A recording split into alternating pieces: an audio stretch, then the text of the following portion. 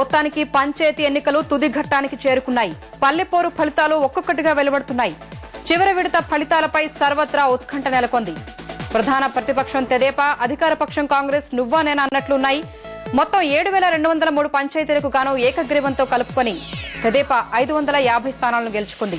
అలాగే అధికార పక్షం కాంగ్రెస్ 621 స్థానాలు గెలుచుకుంది. అలాగే వైకాపా ఏకగ్రీవంతో కలుపుకొని 369 స్థానాలు గెలుచుకుంది. తెరాస మద్దతుదారులు ఏకగ్రీవంతో కలుపుకొని 139 స్థానాలు గెలుచుకున్నారు. వామపక్షాలు 16, ఇతరులు 425 స్థానాలు గెలుచుకున్నారు. ఇప్పటివరకు మొత్తం 2,120 పంచాయతీల ఫలితాలు వెల్లడయ్యాయి.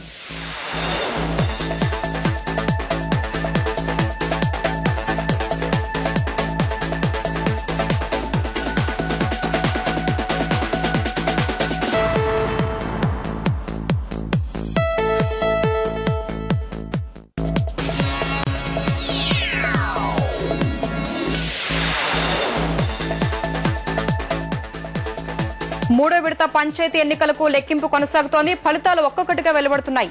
ఇవాళ మొత్తం 7,203 పంచాయతీలకు గాను ఏకగ్రీవంతో కలుపుకొని అధికార పక్షం కాంగ్రెస్ 624 స్థానాలు గెలుచుకుంది. అలాగే తెదేపా మద్దతుదారులు ఏకగ్రీవంతో కలుపుకొని 555 స్థానాలు గెలుచుకున్నారు. వైకాపా మూడో స్థానంలో 372 స్థానాలు గెలుచుకుంది. అలాగే తెరాస బలపరిచిన అభ్యర్థులు ఏకగ్రీవంతో కలుపుకొని 140 స్థానాలు గెలుచుకున్నారు. వామపక్షాలు 16, ఇతరులు 427 స్థానాలు గెలుచుకున్నారు. ఇప్పటివరకు మొత్తం 2,134 పంచాయతీల ఫలితాలు వెల్లడయ్యాయి.